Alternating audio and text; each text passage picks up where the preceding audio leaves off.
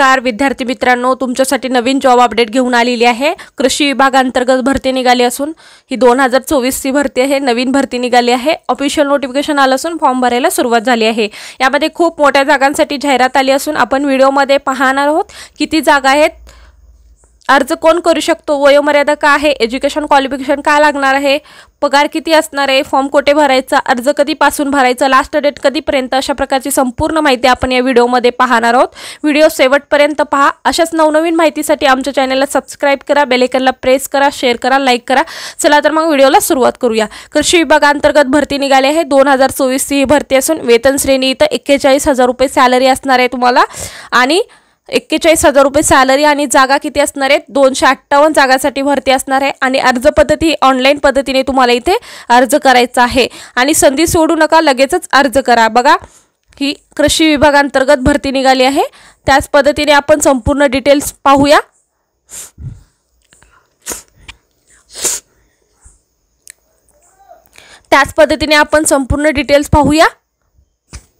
महाराष्ट्र लोकसेवा आयोगाअंतर्गत ही भरती निघाली आहे।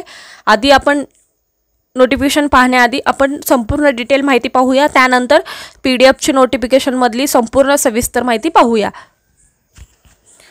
महाराष्ट्र कृषी सेवा भरती 2024 ही भरती आहे। पद भरतीचे नाव काय आहे, महाराष्ट्र कृषी सेवा भरती 2024 ही भरती आहे। पदाचे नाव काय आहे बघा, उपसंचालक कृषी, तालुका कृषी अधिकारी, तंत्र अधिकारी, कृषी अधिकारी कनिष्ठ व इतर यांच्यासाठी ही वॅकन्सी निघाली आहे।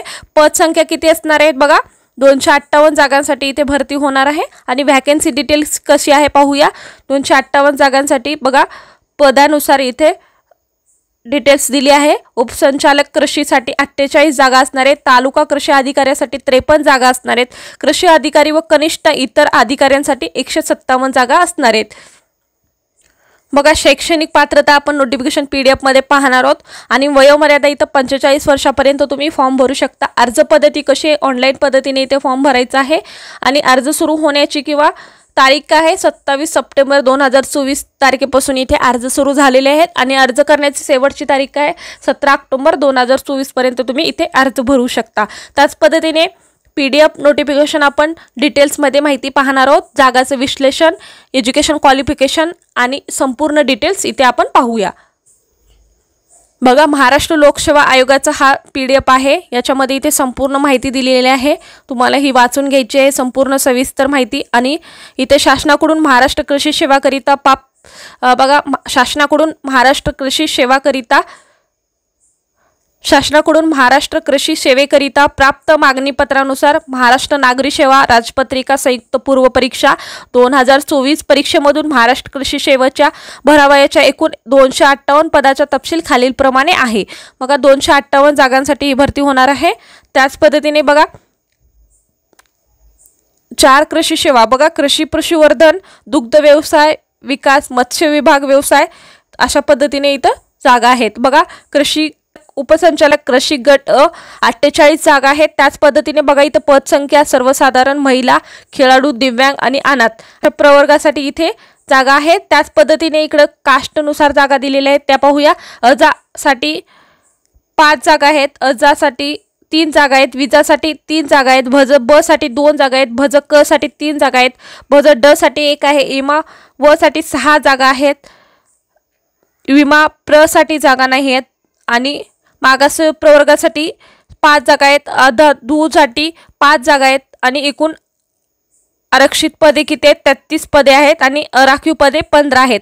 अशा पद्धतीने 48 पदासाठी वॅकन्सी आहे। बघा, उपसंचालक कृषी गट यांच्यासाठी 48 जागांसाठी भरती होणार आहे। त्याच पद्धतीने तालुका कृषी अधिकारी, तंत्र अधिकारी गट ब एकूण 53 जागा असणार आहेत। त्याच पद्धतीने इथे 53 जागांचं विश्लेषण दिलेलं आहे। अजा साठी 7, अज साठी 7, विजा अ साठी जागा नाही आहे, भज ब साठी 1, भज क साठी 2, भज ड साठी 5, इमा व साठी 15, इमा प्र साठी 3, मागास प्रवर्गासाठी 5 जागा आहेत, आधू घ साठी 5 जागा आहेत आणि एकूण बघा, आरक्षित पदे 50 आहेत आणि राखीव पदे 3 आहेत। अशा पद्धतीने 53 जागांसाठी ही जाहिरात आहे आणि एकूण एक संस्थापक जागा आहे।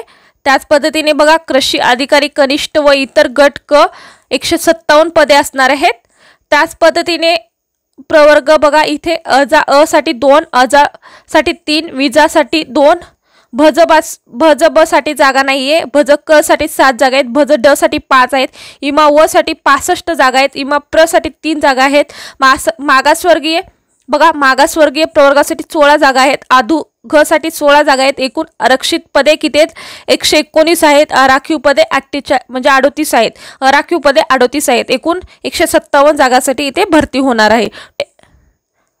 258 जागांसाठी टोटल 258 जागांसाठी ही वॅकन्सी आहे। त्याच पद्धतीने बघा इथे वयोमर्यादा सुद्धा दिलेला आहे, तुम्हाला काय वयोमर्यादा लागणार आहे बघा इथे तुम्ही बघून घेऊ शकता। दिव्यांग प्रवर्गासाठी 45, आधुग साठी 43, मागासवर्गीयसाठी 43, राखीव खुला प्रवर्गासाठी 43, मागासवर्गीय अधूसाठी अनाथ 43, राखीव प्रवर्गासाठी 38 आणि किमान मागासवर्गीय अधुग 19 वर्षापर्यंत तुम्ही इथे फॉर्म भरू शकता। त्यामध्ये तुम्हाला इथे वयाचं सविस्तर कमाल किमान वयोमर्यादा दिलेली आहे, तुम्ही पाहून घेऊ शकता। त्याच पद्धतीने तुम्हाला स्थितिलता सुद्धा दिलेली आहे आणि इथे शैक्षणिक अर्हता काय लागणार आहे, महाराष्ट्र कृषी सेवा मान्यताप्राप्त संस्थेकडून किंवा कृषी व कृषी अभियांत्रिका अथवा उद्यानविद्या विषयामधील पदवी किंवा त्याच विद्या शाखेतील अन्य कोणत्याही समतुल अर्हता बघा तुम्हाला त्याच पदवीमध्ये किंवा त्याच्यामध्ये समतुल असेल तर तुम्ही इथे फॉर्म भरू शकता।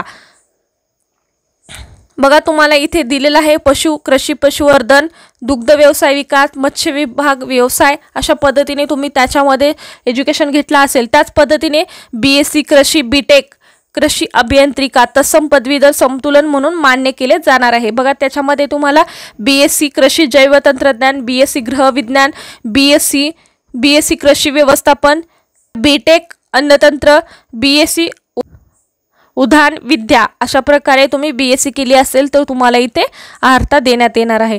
त्याच पद्धतीने इथे आणखी सुद्धा तुम्हाला इथे डिटेल्स दिलेले आहेत, ते तुम्ही संपूर्ण माहिती वाचून घेऊ शकता।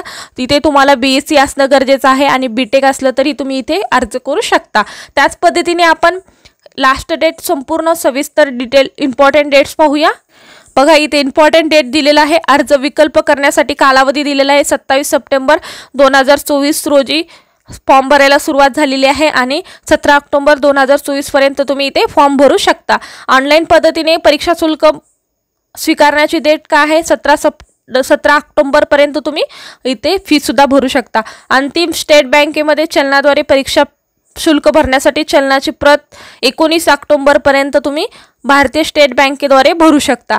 चलनामध्ये परीक्षा शुल्क भरण्याचे अंतिम दिनांक बघा 21 ऑक्टोबर 2024 रोजी बँकेच्या कार्यालयीन वेळेमध्ये तुम्ही इथं चलनाद्वारे परीक्षा शुल्क भरू शकता। अशा पद्धतीने हा व्हिडिओ होता, कसा वाटला कमेंटद्वारे कळवा। अशाच प्रकारचे नवनवीन व्हिडिओ पाहण्यासाठी आमच्या चॅनलला सबस्क्राईब करा, बेल आयकॉनला प्रेस करा, लाईक करा, शेअर करा। धन्यवाद।